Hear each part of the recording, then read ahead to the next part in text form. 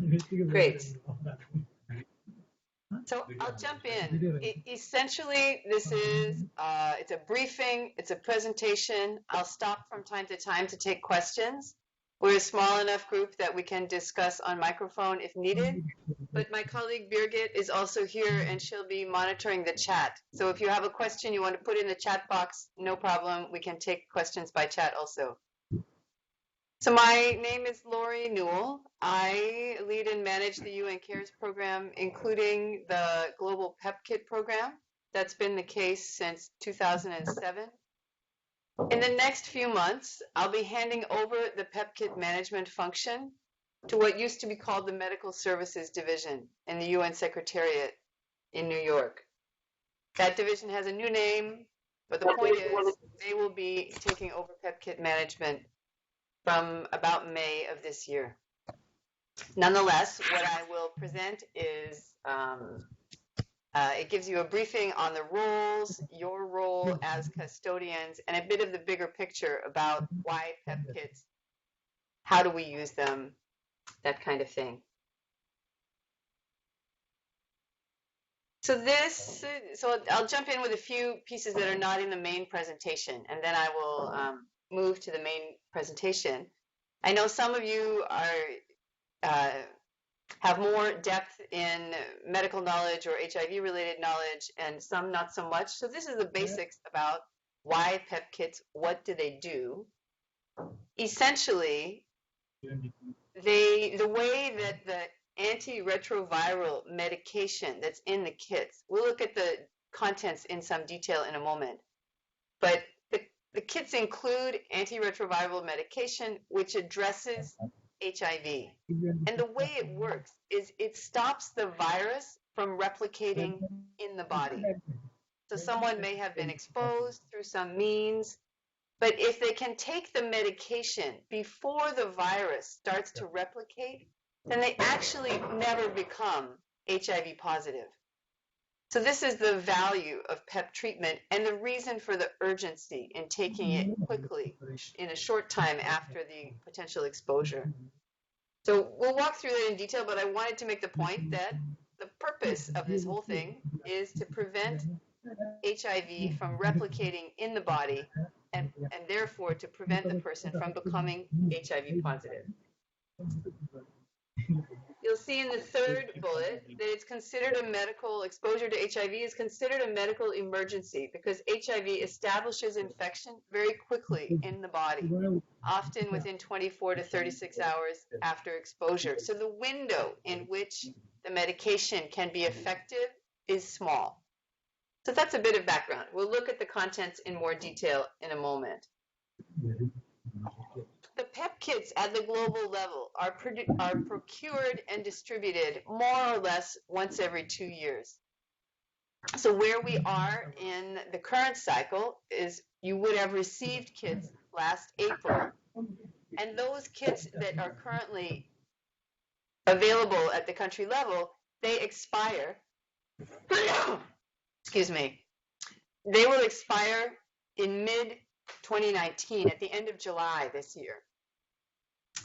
So we're actually in the process of ordering and procuring the next round of PEP kits, which will arrive in the field before the expiry of the old ones. That's the target. And those kits will then be good for somewhere between 18 months and 2 years. We'll know that when we receive the final delivery. So you have kits that are valid until the end of July. Between now and July, probably in early July, you'll receive new kits. There needs to be a replacement to make sure the old ones are turned in and the new ones are distributed. But just to say that's where we are in the cycle. And in the lead up to the distribution of the new kits, we will again do a round of webinars open to anybody in any country. But we're also happy to do this from time to time to meet a specific need. So here we are.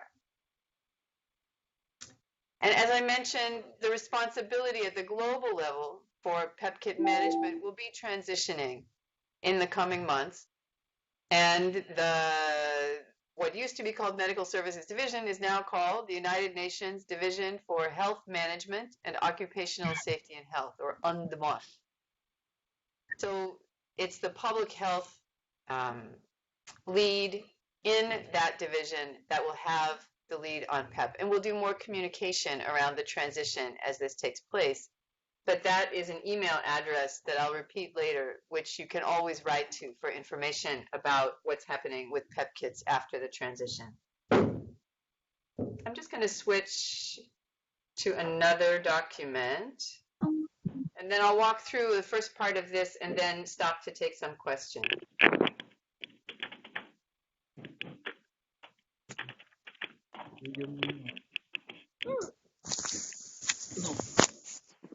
So a moment about UN Cares. The objective of the program, the larger program, is to reduce the impact of HIV on the UN workplace by supporting universal access to a comprehensive range of benefits for all personnel and families. So that's the overarching umbrella of the program, and the program aims to help the UN system implement a 1991 policy on HIV in the workplace. So this is not new. And even after the transition in PEP Kit management, the policy still exists, and the UN medical directors expect for the next few years anyway to continue to provide PEP kits through the UN system. So within UN Cares, we have what are called these 10 minimum standards. And you'll see that one of those minimum standards relates to rapid access to PEP treatment. And again, the standards are a means of implementing the 1991 policy. So what will we spend some time on today? To look at the content of the kits, key responsibilities around PEP kit management, and to focus a bit on the custodian role.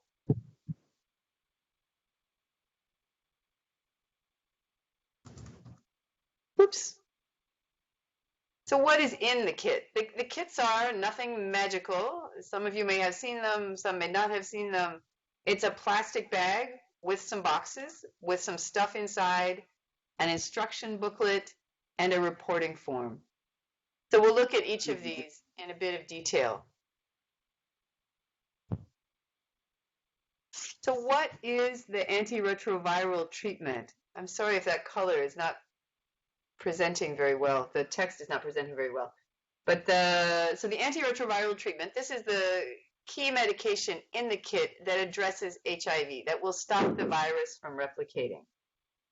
And in the current batch of kits, that medication is a combination, and the same medication will be used in the new kits when they arrive before the end of July.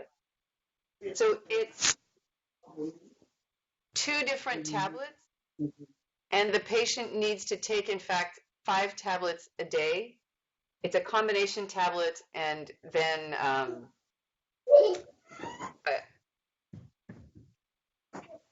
I should have this in my head, and I don't. I apologize. I believe it's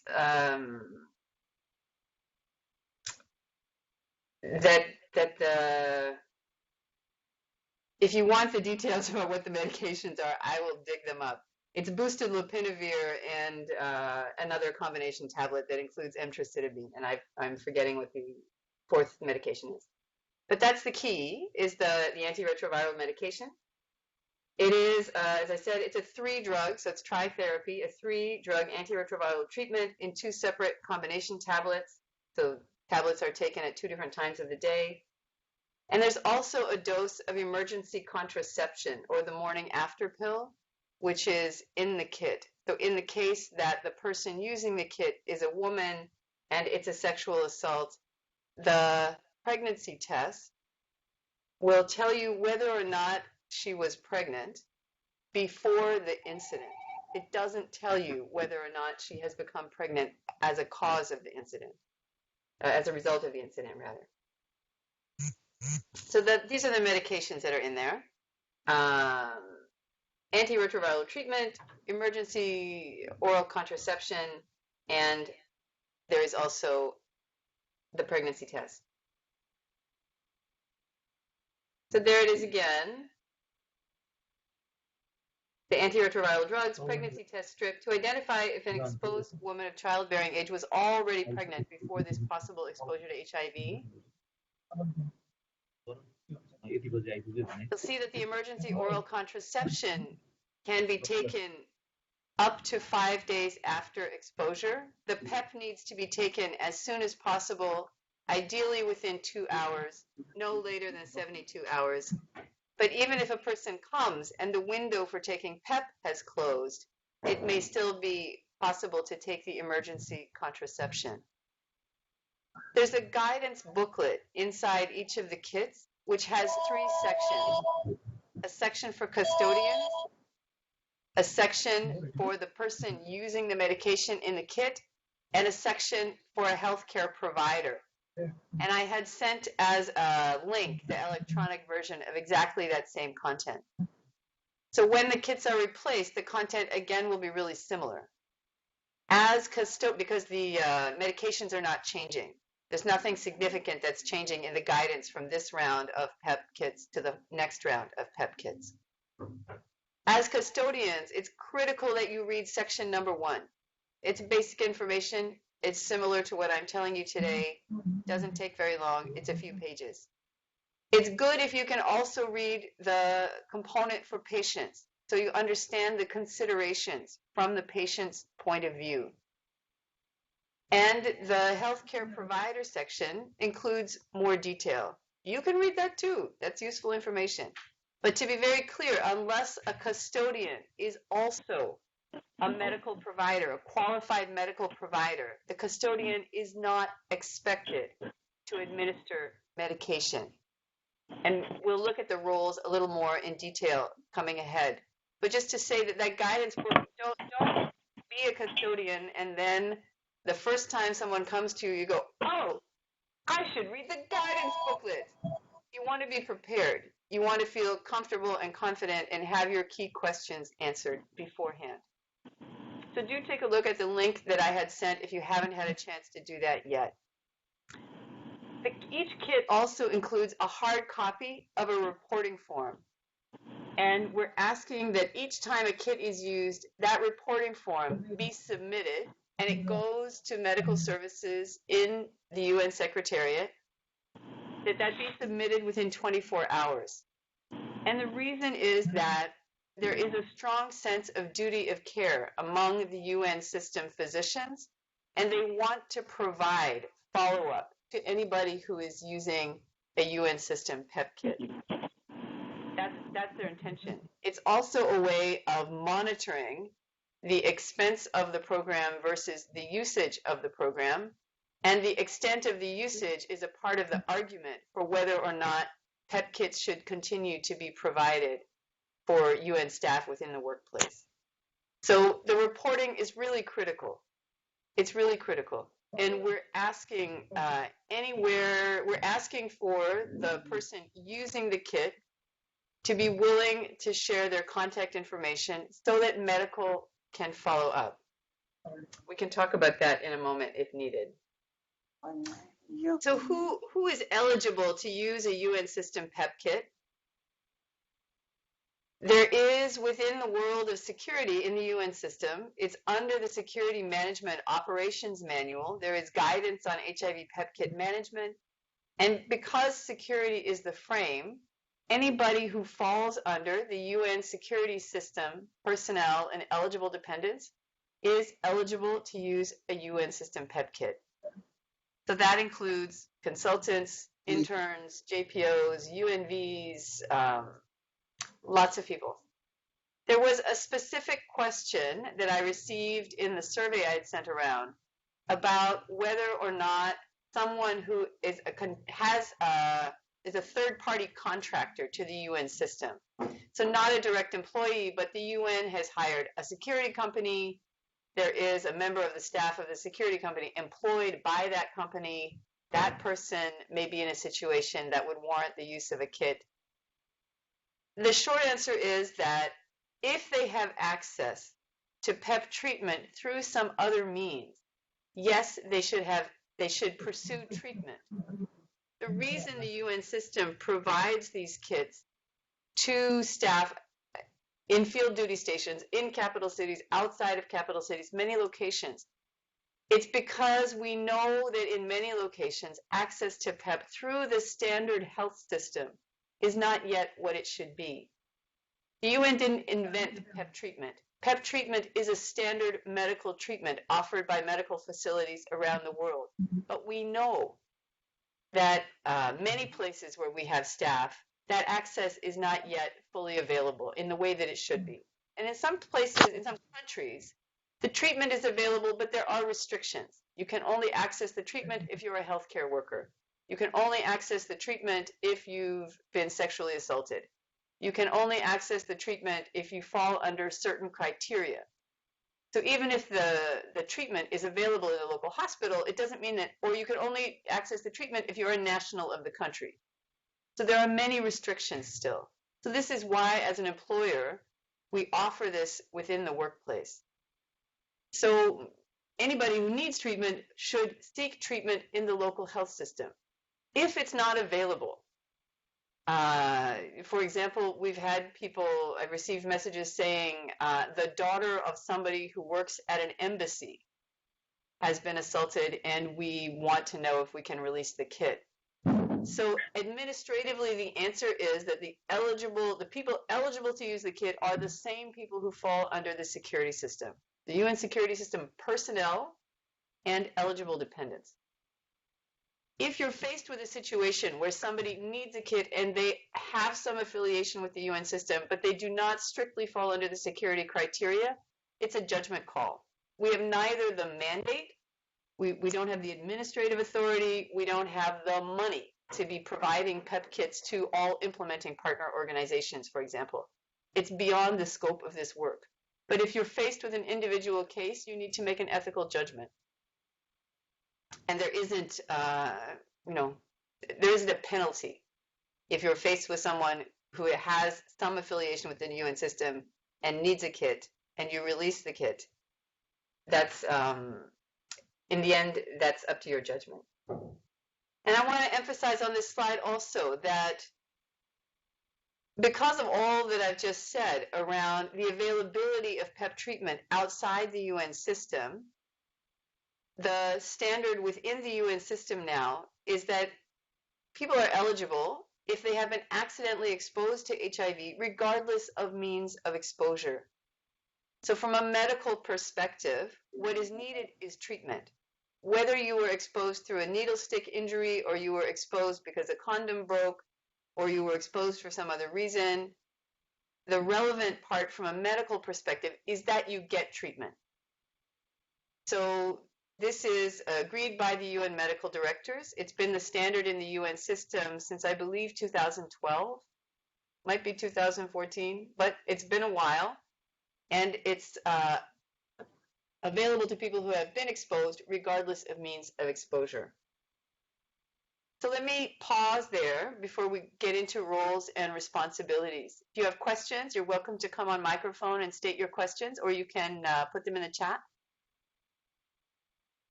Maybe you can just give a quick indication in the chat. How are we doing? Good to go, too fast, too slow, totally familiar?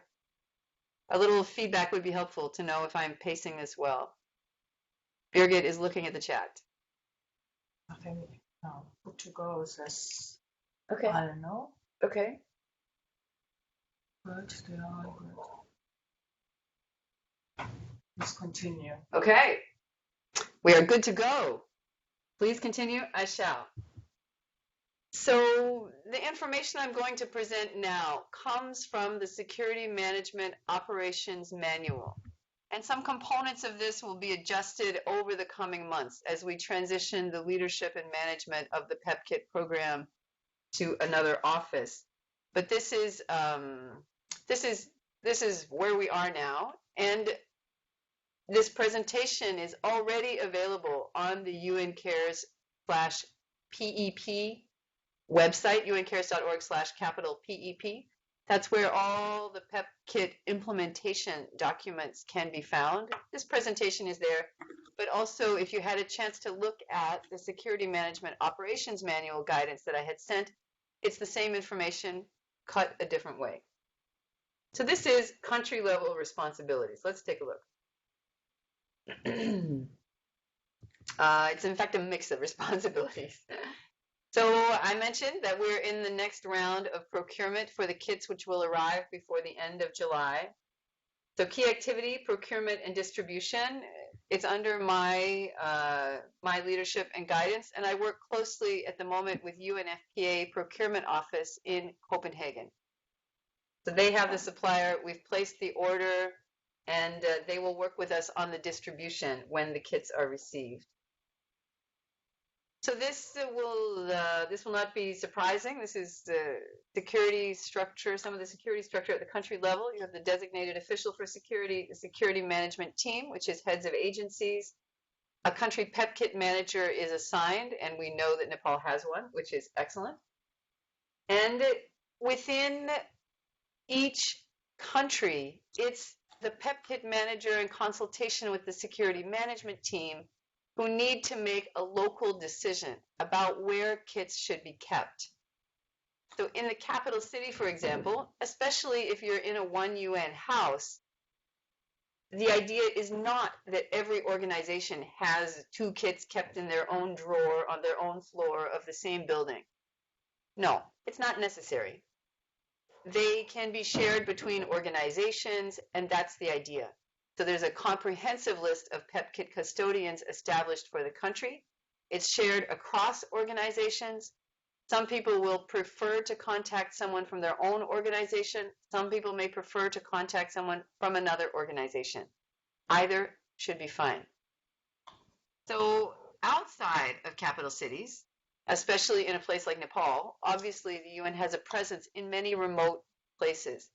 So you need to decide at the country level, where do we have staff on a consistent basis where we know that they cannot get back quickly enough to access a kit? That's where you need to be thinking about. We need them in locations A, B, C, D, E, etc. So a PEP kit manager has been designated for each country. Nepal has done this. Yay! And the PEP kit manager is active. So much the better. But it is the designated official, the security management team that should be accountable for ensuring that a PEP kit manager has been assigned. So there is in the UNDSS Security Management Operations Manual, there are 2 simple tables. Many years ago, so PEP kits have been provided within the UN system for more than 10 years now. In the beginning, it was managed through the World Health Organization. And at the time, in the beginning, countries were writing what were called protocols. Its own protocol, we're going to do this and we're going to do that, and then we should go here. What happens now is that the guidance for use is the protocol. The guidance for use is how to use the kit with each individual who may need one. What is tailored, so the guidance for use does not change, and it's in the kit and it's on the website. What is tailored at the country level are just these 2 tables that are in the Security Management Operations Manual. One is a list of custodians, their locations, and their contacts. The other is a list of referral centers. So in Nepal, what is the hospital or other medical facility that has the maximum expertise with relation to HIV, where you can reliably refer someone and know that they will get thorough and effective care? So this output is about the first of those tables. So the PEP Annex has been included in the country security plan. You need to, you've designated the custodians, here we are. You need to make sure that that table is completed and distributed to all personnel so they know where to go in case needed. And it should be integrated into any security briefings that are happening when people travel to areas that may require a security briefing. Yeah. So output 4, PEP kits sent to the countries have been received. Birgit, some of you may have seen the follow-up from Birgit saying, please, we haven't heard from you. We want to make sure you got the kits. When they will So we are asking countries to be actively indicating, yes, we got them and they're in good condition and it's the right number. We don't need any more.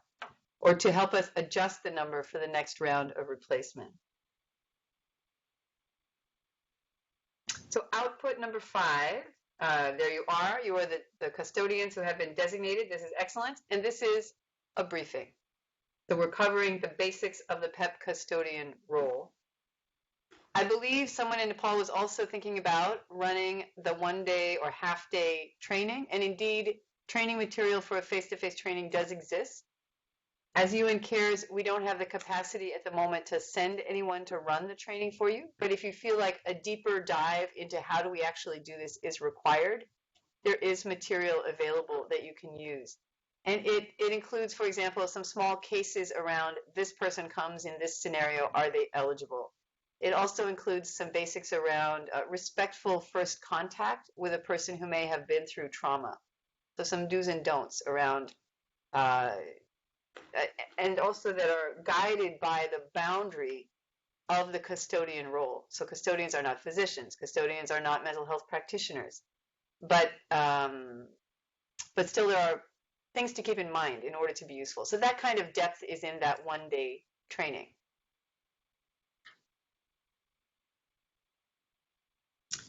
So keeping the kits in good and usable condition is important, keeping them safe. It's preferable, as you can see from the key activities, to keep them in a tamper-proof and hygienic conditions.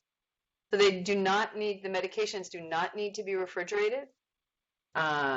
Excessive heat may not be a frequent problem in Nepal, but they should not, for example, be kept in the glove compartments of vehicles where they might get hot for a sustained period of time.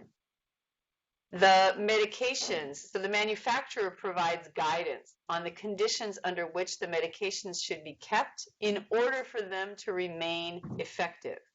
So the risk is if the medication is poorly kept over an extended period of time in a place that's too hot, for example, then it may not be as effective as it should be when the person takes it. That's why we provide this guidance.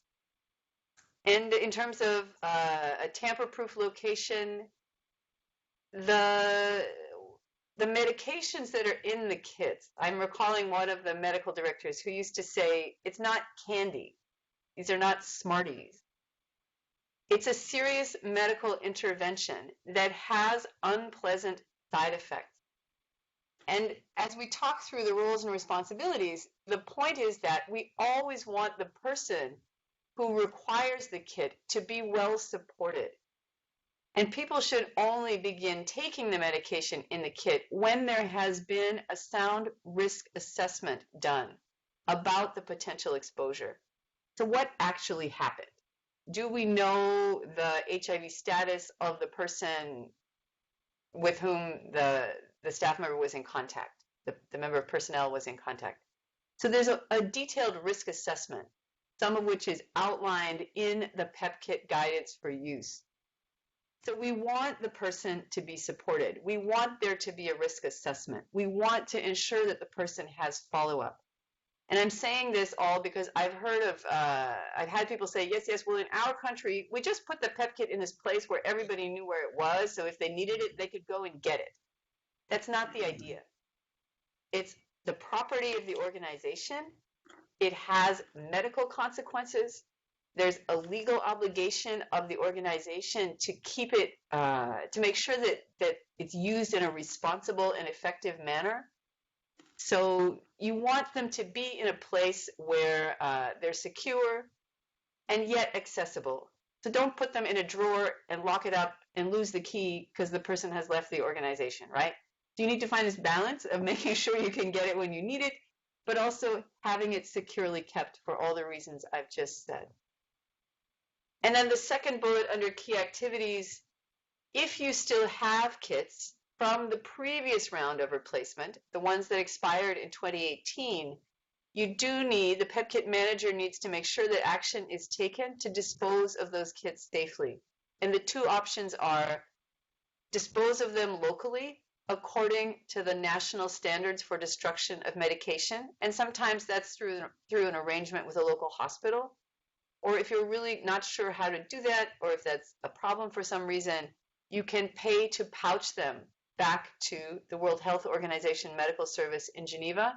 And the address is available in the Security Management Operations Manual guidance. And that office will destroy them. So, a few more things, and then I'll take a break in a moment for more questions.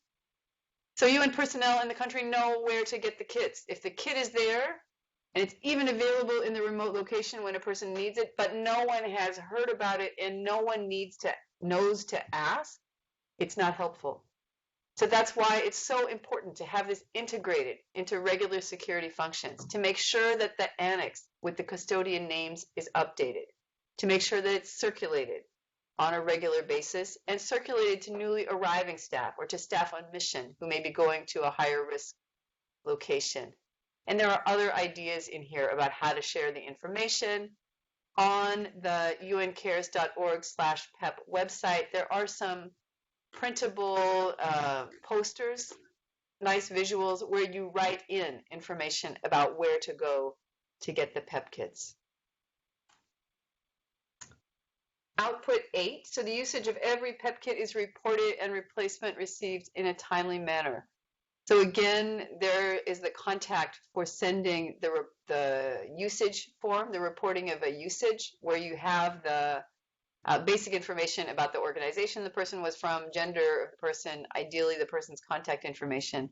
That goes to medical services. The current practice, if a kit has been used and it needs to be replaced because the locally remaining stock is not sufficient, then you write to pep@uncares.org. That email address comes to me, and I will work with Copenhagen, where we keep a small stock in between replacement cycles in case we need to replace a kit. So I would work with Copenhagen to check with you, do we really need to replace this? And yes, to whom do we send it? Copenhagen dispatches it. That's how the replacement works. Yeah, but we can only do effective monitoring, effective advocacy for continued investment in the program, and effective replacement of kits if the custodians take effective action within 24 hours of the use of a kit. So output 9, around PEP Kit users opting to receive follow-up support from UN Medical Services. We are well aware that the use of a kit can be sensitive. The conditions under which a kit is used can be sensitive. People may have experienced trauma. People may feel ashamed about something that has happened. There may be cultural taboos around revealing what has happened. So, and people may be willing to go to an outside provider, but they don't really want colleagues to know. There are lots of reasons people may not want the reporting form to disclose their personal information. I want to just convey again the very deep sense of duty of care by the medical personnel of the UN system, their commitment to confidentiality, and the value that comes from having somebody who can follow up, who can provide guidance, particularly if you're in a place where you've had the initial support, but the ongoing, whether it's psychosocial support or advice on managing side effects or whatever it is, if something is lacking, this is really why medical services wants to be involved, wants to offer support, and is asking for the individuals who use the kits to be identified in a confidential manner. So let me stop again here. This is the place to put in questions in the chat or to come on voice and ask any questions or make any comment. Laurie, can I ask you a question? Can you hear me? Please. Yes, I hear you well. This is about the 1 or a half day in-depth training for the custodians. I'm Lungten from WHO. With COPO, we are just planning to conduct, if it is necessary. But with today's, briefing on this, do you think that half day or 1 day in-depth is necessary? So I would say in the end, it's a local decision, and it may depend a bit on the profile and experience of the custodians. If many are new, there's value in it. The half-day version focuses really on the custodian role in relation to the PEP kits. So assessing administrative eligibility, this piece about supportive follow-up. The whole day version includes a deeper dive into HIV itself. I think the first half in the whole day version, half of it is around HIV. What is it? How is it transmitted? How is it not transmitted? It's the basics around HIV. And then the second half day is around the custodian role. So my advice would be, we finish today, I would consult with custodians and see how, did you get enough? The other thing that is available on the HIV content itself is the e-course that provides information about HIV as a larger workplace issue, which includes treatment, prevention, transmission, prevention, treatment, human rights issues, the UN policy. So that's another resource that people can use remotely at any time. Does that help? So basically, today's briefing would suffice the need for training the custodians, because I think it's mandatory that custodian needs to be briefed on use of this PEP kit, right? Yes. And then we discuss locally whether it's needed or not, and then we decide, right? Yes. Okay, thank you, Laurie. Yeah, no problem. There's one comment. I know Ephraimson is evaluating person training. Yeah, great. So can you read that, Birgit? Yes, okay. So Alino Ephraimson sent a comment. He thinks it would be very much of value to have an in-person training as well. So there's feedback already from one person about the need for in-person training. Okay. Yeah. So let me keep moving, and then I'll pause at the end, and we will take any more questions. So this focuses in on the custodian role. So we've covered some of these in a little bit already. So ensure safe and proper storage of the kits. Maintain an inventory. You know how many were received. You need to know where they are. If something has been used, make a note of it. So as mentioned, as a custodian, if you're not medically qualified, some custodians are, but we know that the footprint of medical services within the UN system is much smaller than the footprint of our staff. So this is why we have custodians who are not medical providers. So if you are not medically qualified, you're not a doctor, you're not a nurse, etc., then your role is only at the level of, is this person administratively eligible? You're not doing the risk assessment. You need to make sure a risk assessment happens. You take the person to someone who can do the risk assessment. But as the custodian, you're asking, is this person eligible administratively as a member of the UN security management system? Yeah? And I will tell you the concept, and we strongly advocate for this. I understand that some conditions make it difficult to carry out in exactly this way. But there you are, person comes to you, having been exposed, you are not medically qualified. You greet the person, you support the person, you are kind and don't ask them a lot of questions, you are not judgmental. You accompany that person to someone, to a medical provider, and you take the kit with you. You accompany the person to the medical provider. The medical provider does the risk assessment.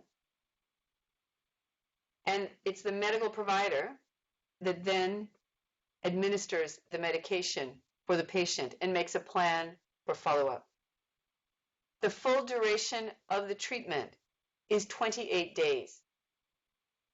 The window in which to begin the treatment, again, time is of the essence. It's ideally within 2 hours, not more than 72 hours.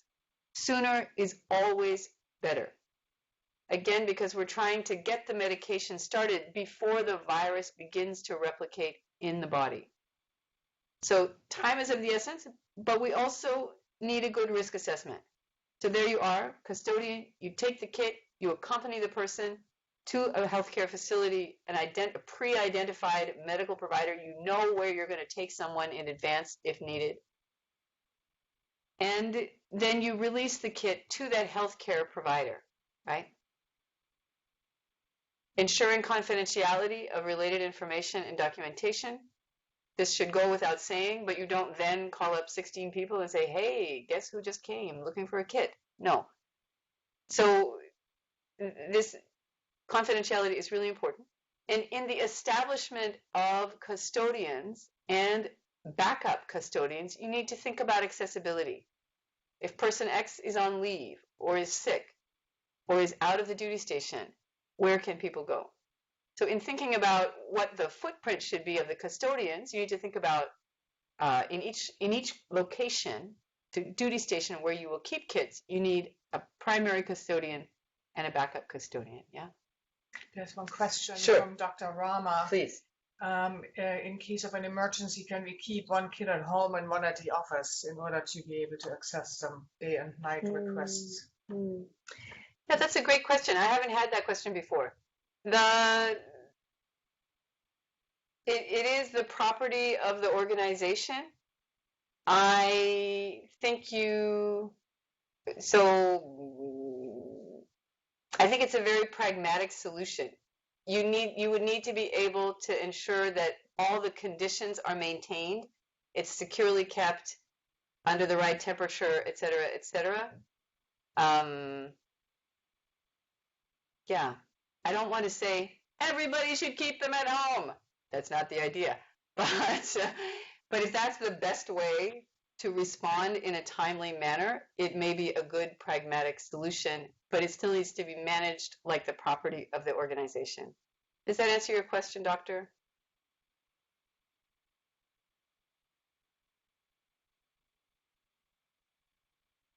Yes. Great. So let's proceed. Yeah, so here's a little more about care and storage.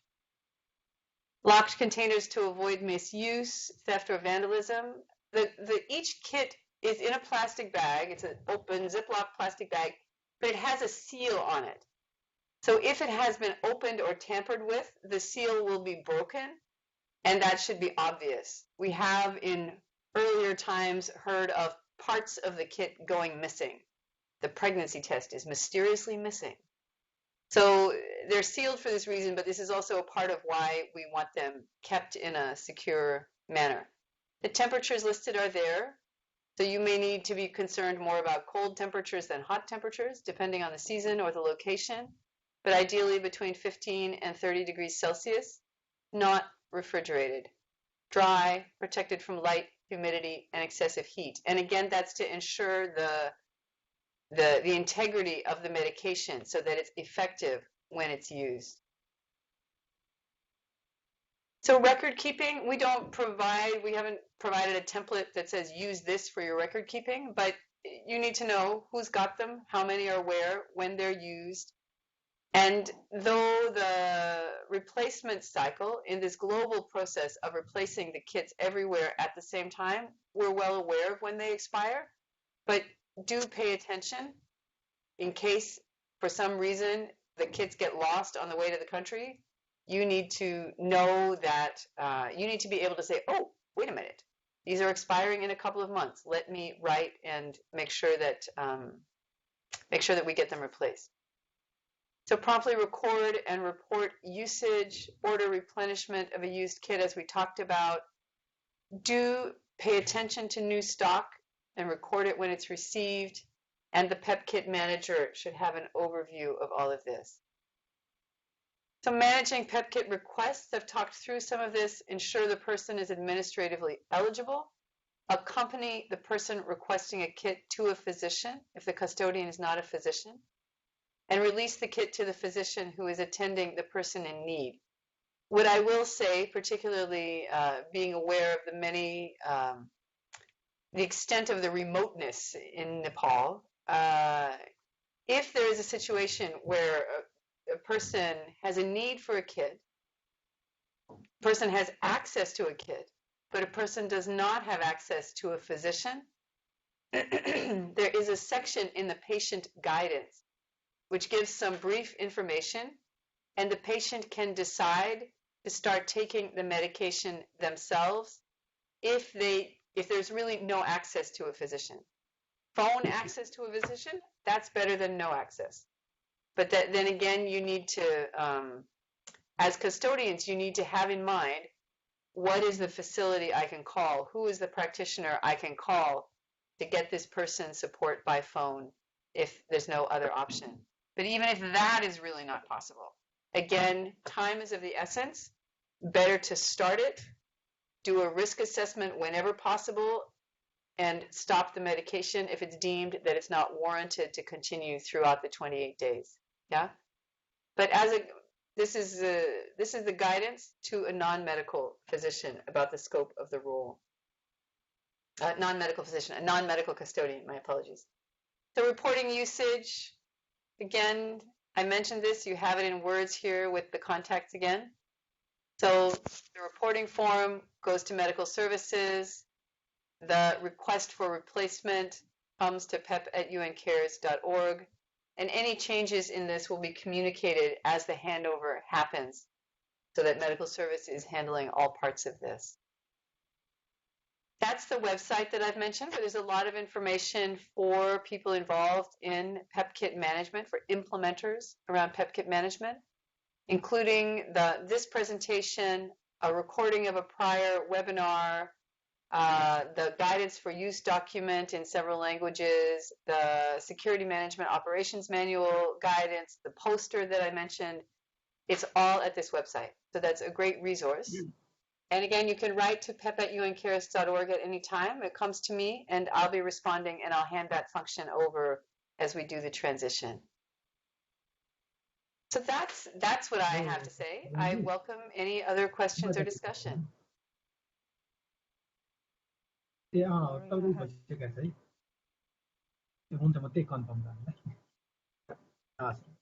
Laurie, when is the transition happening? So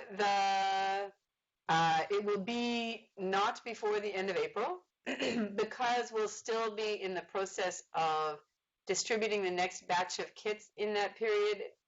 There may be I may have some continued involvement until the end of May. But after the end of May, the process should be in the hands of medical services. Including briefing on PEP Kit and all those functions? Including responsibility.